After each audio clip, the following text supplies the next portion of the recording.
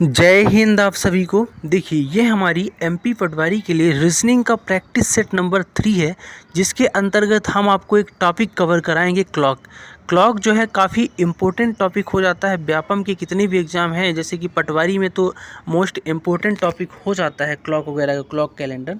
तो इसको हम जो सीखेंगे अपनी नोट्स के द्वारा सीखेंगे। तो आपको कुछ नहीं करना, ध्यान से वीडियो को पूरा देखना है अंत तक, और चीज़ें जो है हूबहू आपकी एकदम थ्योरी और क्वेश्चन दोनों चलेंगी और आपको चीज़ें समझ में आएगा। हो सके तो आप नोट्स बना सकते हो। ठीक है, शुरू करते हैं क्लॉक को यानी घड़ी को आज समझना, और पूरा टॉपिक आज अपन इसका निचोड़ और चीज़ों को कवर करेंगे। तो जिनका एकदम भी क्लियर नहीं है तो उनका भी चीज़ें यहाँ पे क्लियर हो जाएंगी। ठीक है, क्लॉक होता क्या है सबको पता है। क्लॉक क्या है? घड़ी जो है एक ऐसा यंत्र है जो घंटे मिनट सेकंड की समय अंतराल को व्यक्त करता है, उसको बोलते हैं अपन घड़ी। घड़ी की मैं अगर बात करूं तो घड़ी में क्या होते हैं, चार आपके अवयव होते हैं। चार अवयव कौन कौन से होते हैं? डायल, घंटे की सुई, मिनट की सुई और सेकंड। आप सबको पता है ये घड़ी है। ये जो यहाँ पे 1 2 3 4 ये सब लिखे रहते हैं ना इधर, और ये बने रहते हैं डैश, इसको डायल बोलते हैं। एक इसमें मोटी वाली सुई घंटे की सुई, ठीक, मिनट की सुई इस तरह से, सेकंड की पतली सी बड़ी सी सुई होती है। तो ये चीज़ें घड़ी में होती हैं। ठीक, अब हम घड़ी में जो पढ़ेंगे ना, हम घंटे और मिनट की सुइयों का अध्ययन करेंगे, सेकंड की सुई का नहीं करेंगे। ठीक है, अब आगे देखते हैं कि प्रति मिनट सुइयों का विचलन क्या होता है, यानी कि 1 मिनट में जो मिनट की सुई है कितना डिग्री आगे जाती है ये बताना है। ठीक है, आप सबको पता है कि अगर ये जो घड़ी है इसमें अगर मिनट की जो सुई है अगर पूरा एक चक्कर लगा देती है तो 360 डिग्री होता है। कितना होता है? 360 डिग्री, क्योंकि 1 मिनट में सुई कितना घूम जाती है, पूरा चक्कर ही लगा देती है, तो 360 डिग्री घूम जाएगी। सॉरी, सेकंड में, तो सेकंड की सुई 1 मिनट में 360 डिग्री घूमती है, जबकि मिनट की सुई 1 मिनट में 6 डिग्री। ये बहुत इंपॉर्टेंट है, इस लाइन को आप याद रखना कि मिनट की सुई जो है ना 1 मिनट में 6 डिग्री पर मिनट आगे जाती है। घंटे की सुई 1 मिनट में 1/2 डिग्री। तो ये दोनों जो पॉइंट है ना आपको नोट डाउन कर लेना है। कौन कौन से पॉइंट? कि मिनट की सुई 1 मिनट में 6 डिग्री आगे जाती है और घंटे की सुई 1 मिनट में आधा डिग्री आगे जाती है, 1/2 डिग्री। ये इंपॉर्टेंट है। ठीक है, याद रखना। अब नेक्स्ट जो आपकी मेन चीज़ें हैं जो अपन पढ़ेंगे उनको डिस्कस कर लेते हैं। अपन क्या पढ़ेंगे? तो अपन सबसे पहले पढ़ेंगे स्पीड को, देखेंगे डिग्री फॉर्म, डिवीजन फॉर्म कैसा होता है।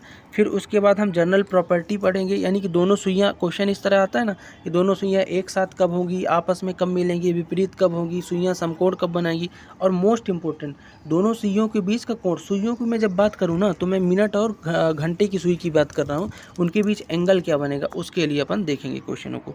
ठीक है, तो शुरू करते हैं। ठीक, सिंपल से क्वेश्चन से अपन शुरू करेंगे। सिंपल सा क्वेश्चन आपके सामने लिखा हुआ है, देखो पढ़ो।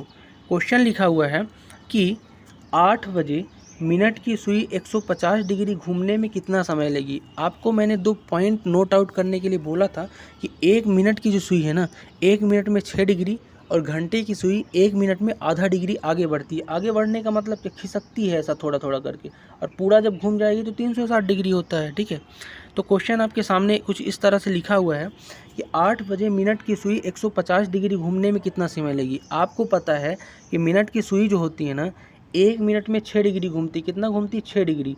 तो अगर मैं टोटल डिग्री में से उसी 6 डिग्री के पर मिनट का क्या करूँ, भाग दे दूँ, तो आपको मिनट का समय पता चल जाएगा। दे देता हूँ, तो 6 कम 6, 6 दूनी 12, और ये आपका क्या गया 6 पंचे 30, यानी कि 25 मिनट। यानी कि 1 मिनट में अगर मिनट की सुई 6 डिग्री आगे जाती है तो 25 मिनट में कितना जाएगी? 150 मिनट जाएगी। तो मैंने क्या क्या किया, 150 जो आपकी डिग्री है ना उसको 6 डिग्री से भाग दे दिया, क्योंकि 1 मिनट में 6 डिग्री जाता है, तो 25 मिनट आपका आ गया, और यही आपका डायरेक्ट आंसर हो जाएगा। इतना लंबा आपको करने की ज़रूरत है ही नहीं। ठीक है, तो जब कभी भी ऐसा क्वेश्चन पूछे कि इतने डिग्री घूमने पर मिनट की जो सुई है कितना समय लगी, तो आपको डायरेक्ट 6 डिग्री से क्या करना है, भाग दे देना है, तो मिनट आ जाएगा। ठीक है, क्योंकि आपको पता है कि 1 मिनट में मिनट की सुई 6 डिग्री आगे जाती है, घंटे की सुई आधा डिग्री। दोनों चीज़ें आपको याद रखनी है। अगले क्वेश्चन की तरफ बढ़ते हैं। अगला क्वेश्चन क्या बोल रहा है कि 10 मिनट में मिनट की सुई घंटे की सुई से कितने डिग्री आगे बढ़ेगी। ठीक है, अब 10 मिनट में मिनट की सुई घंटे की सुई से कितने डिग्री आगे बढ़ेगी, कहने का मतलब समझना। मान लो ये कितने बजे हैं आपके, 3:15 पे दोनों घड़ियां एक साथ हैं, लगभग, होती तो नहीं है लेकिन हैं। ठीक है, तो घंटे की सुई थोड़ा आगे बढ़ेगी, मिनट की सुई भी, तो 10 मिनट बाद लगभग 4 पे यहाँ पे मिनट की सुई आ जाएगी, तो घंटे की सुई भी थोड़ा आगे बढ़ेगी। तो इन दोनों के बीच डिग्री कितनी हो जाएगी ये बताना है। तो कितना डिग्री आगे आपकी मिनट की सुई बढ़ जाएगी। इसके लिए एक डायरेक्ट फार्मूला भी होता है, याद रखना है ऐसे क्वेश्चनों के लिए। क्या होता है, 11/2 गुणे m। 11/2 तो 11/2 है, m फॉर होता है मिनट। अब 10 मिनट की बात करा, 10 का गुणा कर दो, 2 एक कम 2, 2 पंचे 10, यानी 11/55। तो आपका 55 डिग्री क्या आ जाएगा, यहाँ देखो राइट आंसर आ गया। तो आप डायरेक्ट ऐसे भी कर सकते हो। तो आपको फार्मूला लगा करना है 11/2m।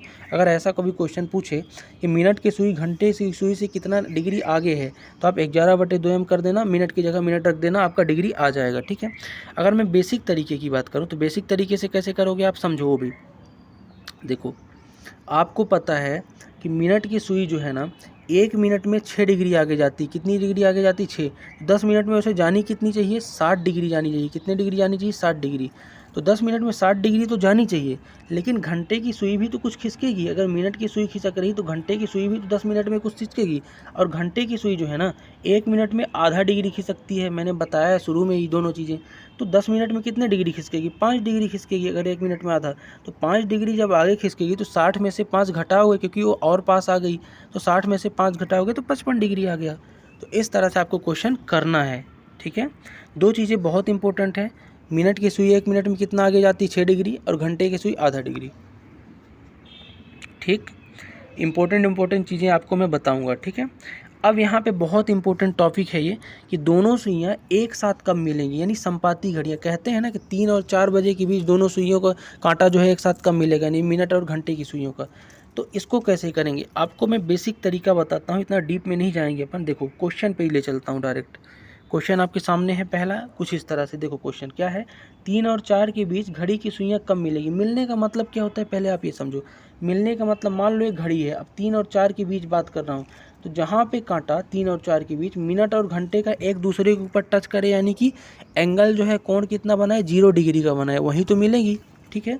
अब इसको निकालने का तरीका क्या है, जैसे 3 और 4 के बीच बात किया तो एक स्टैंडर्ड फॉर्मेट होता है। फॉर्मेट क्या है, ये है 1 घंटे रेशियो 0.5 मिनट और 5/11, ये आपका फॉर्मेट है स्टैंडर्ड। याद रखना, कभी भी दो समय के बीच 8:09 के बीच, 9:10 के बीच, 2:03 के बीच या 3:04 के बीच घड़ी की सुइयाँ अगर मिलेंगी तो कब मिलेंगी। अगर ऐसा क्वेश्चन आया तो आपको ये फॉर्मेट स्टैंडर्ड लगाना है। कैसे लगाना है, देखो 1 घंटे रेशियो 0.5 और रेशियो 5/11, इसको कर दिया।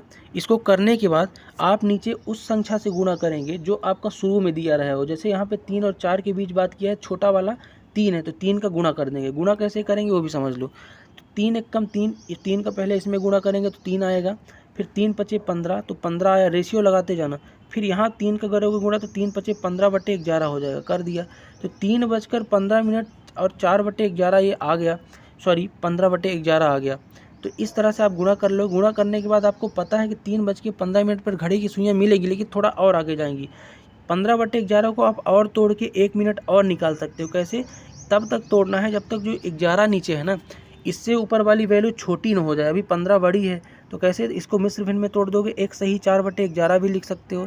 तो 11 एक कम 11, 4 15/11 हो जाएगा। तो एक सही यानी 1 मिनट आपका और आया, तो 1 मिनट किधर जोड़ दोगे, 15 मिनट जो है ना इसमें जोड़ दोगे, तो ये 3:16 हो जाएगा। तो फाइनल आंसर क्या आएगा, 3:16 सही 4/11 मिनट पे घड़ी की सुइयाँ आपस में मिलेंगी। तो इस तरह से आपको क्वेश्चन बनाना है, बस स्टैंडर्ड फॉर्मेट याद रखना है। ठीक है। अगर समझ ना आया हो तो रिवाइज करके देख लो। एक क्वेश्चन अपन और इसी तरह का अभी देखते हैं। ठीक है, एक सेकंड।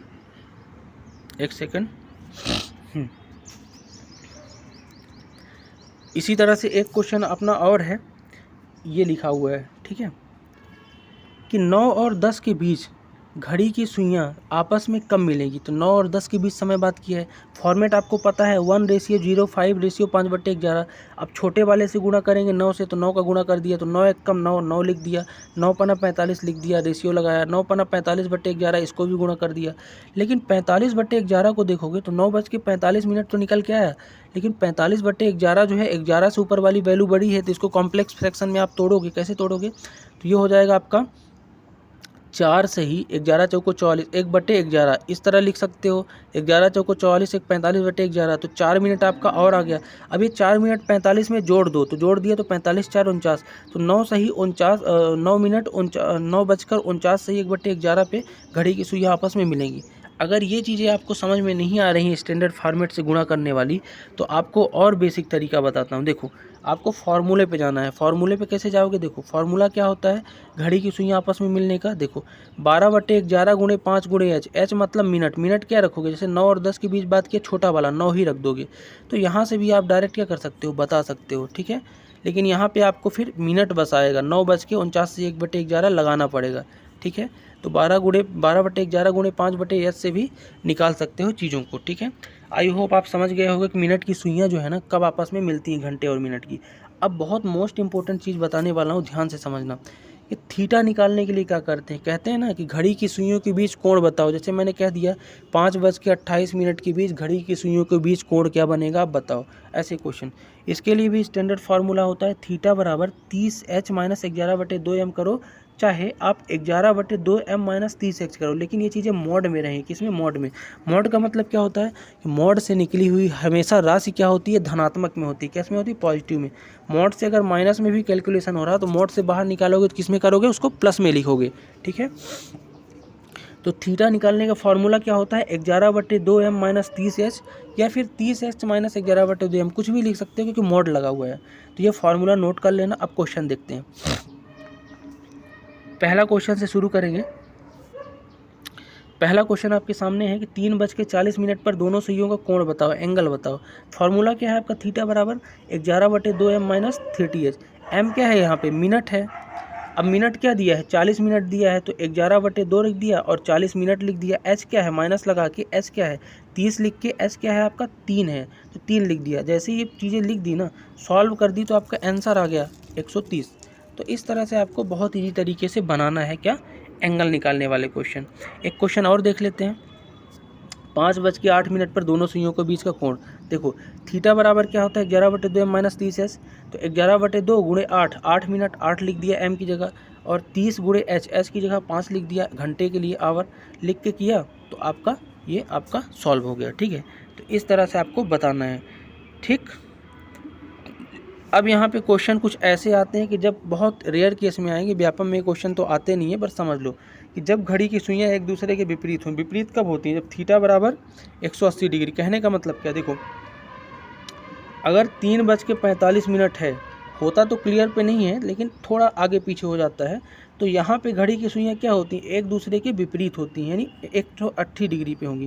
तो जब कभी विपरीत होगी तो क्या होगी, 180 डिग्री पे होंगी। तो इस तरह के क्वेश्चन भी आते हैं। तो इसको क्वेश्चन को कैसे करोगे, जहाँ पे आप थीटा निकालते थे इसमें वाले में, यहाँ थीटा बराबर 180 लिख लोगे तो आपका मिनट आ जाएगा, ठीक है। समझते हैं एक क्वेश्चन उसी तरह का।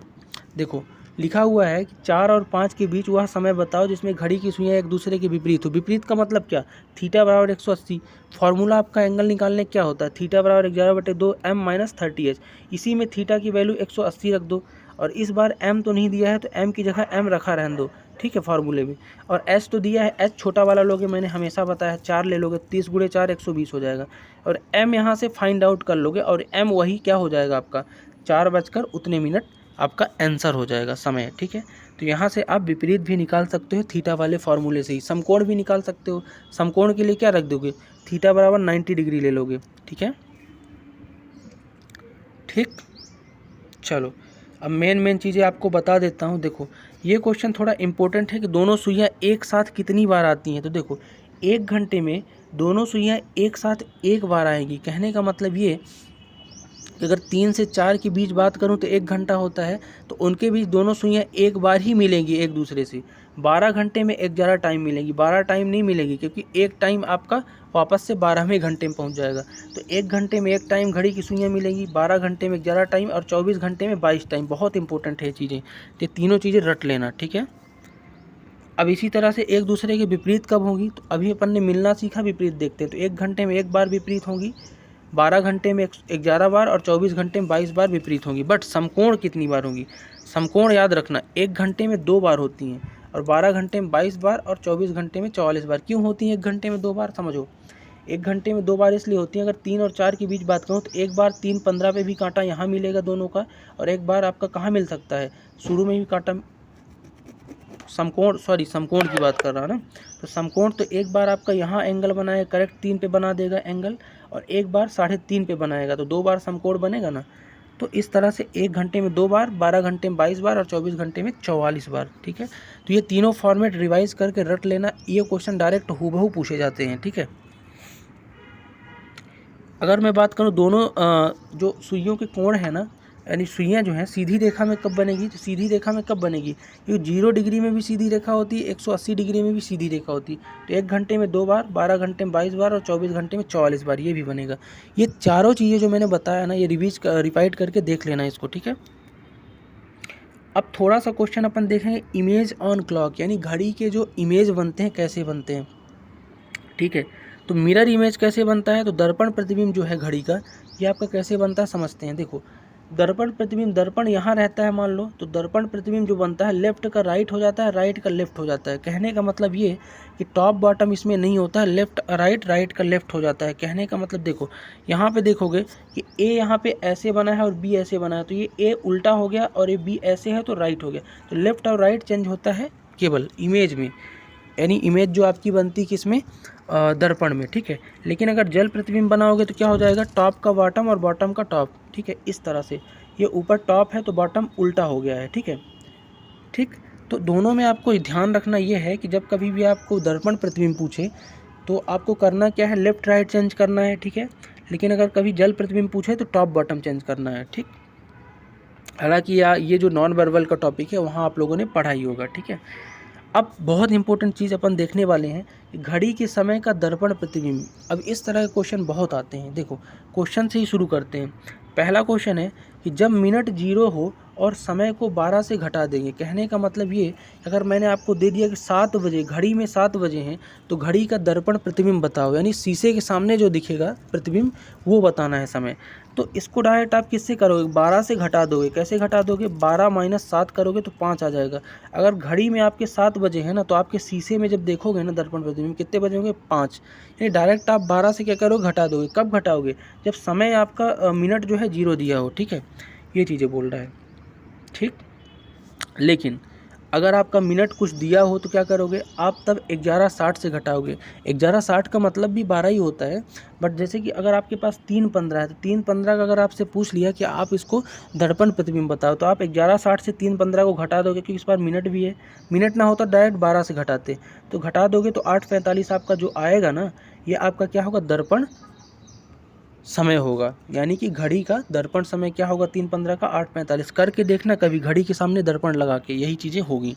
ठीक, अब अगला जो कंडीशन बनता है, ये क्या बनता है कि जब 11 बजकर कुछ मिनट हो या 12 बजकर कुछ मिनट हो, तब क्या करेंगे, तब आपको डायरेक्ट 11:60 से ही घटाना है। लेकिन कुछ इस तरह, जैसे आपको क्वेश्चन एक मैंने दे दिया कि 11:15 पर घड़ी का दर्पण प्रतिबिंब बताओ, तो आप 11:60 माइनस 11:15 तो कर दोगे, आएगा 00:45। तो इसको क्या मान लोगे, इसको मान लोगे 12:45। जब कभी भी 00:45 रहता है तो इसको 12:45 मान लिया जाता है। तो ये चीज़ें कह रहा है। इसके बाद एक और इम्पोर्टेंट चीज़ आपके सामने है कि घड़ी के समय का जल प्रतिबिंब बताना है। अभी दर्पण प्रतिबिंब अपन ने सीखा जिसमें 12 से भाग देते थे, भाग नहीं देते थे, घटाते थे। 12 से घटाते थे, 11:60 से घटाते थे, किसमें, दर्पण प्रतिबिंब में। अब जल प्रतिबिंब देखेंगे, यानी जल में कैसा दिखेगा। तो एक क्वेश्चन है कि 8:20 को आप जल प्रतिबिंब बताओ, तो इसमें क्या करते हैं अपन, 18:30 से घटाते हैं। आपको सिंपल सा ये याद रखना है कि जब अपन मिरर इमेज बनाते थे, यानी दर्पण प्रतिबिंब बताते थे, तो वहाँ पे अपन क्या करते थे, वहाँ पे 12 से घटाते थे। लेकिन जब अपन यहाँ पे जल प्रतिबिंब बताएंगे तो किससे घटाएंगे, 18:30 से। जैसे आपसे क्वेश्चन पूछता है कि 8:20 का जल प्रतिबिंब बताओ, तो आप 18:30 माइनस क्या कर दोगे, 8:20। तो जो कटे पिटे आएगा 10-10, ये क्या हो जाएगा, इसका जल प्रतिबिंब हो जाएगा। समझ गए बात को। और जब यहीं पे क्वेश्चन क्या दे दे, 30 मिनट से ज़्यादा दे दे कोई भी समय, ठीक है, घड़ी का, तो आप क्या करोगे, जैसे 8:50 का दे दिया तो आप 17:90 से घटा दोगे। देखो 17:90 का मतलब भी 18:30 ही होता है, बट 60 मिनट इधर आपका क्या करा, ला लिया, 60-30-90 हो गया। तो इस तरह से आप क्वेश्चनों को कर सकते हो। ठीक है, तो ये रहा आपका पूरा टॉपिक आज क्लॉक का। आई होप आपको क्लॉक समझ में आया होगा। थोड़ा मैंने क्विक रिवीजन कराया है। अगर आपको कोई डाउट हो तो आप कमेंट बॉक्स में कमेंट कर सकते हैं। ठीक है, और एक बार रिवाइज करके आप दोबारा से देख लोगे ना, धीरे धीरे, अगर स्पीड आपको तेज़ लग रही हो तो धीरे धीरे करके देख लोगे तो चीज़ें समझ में आ जाएंगी। ठीक है, मिलते हैं नेक्स्ट वीडियो में, तब तक के लिए जय हिंद।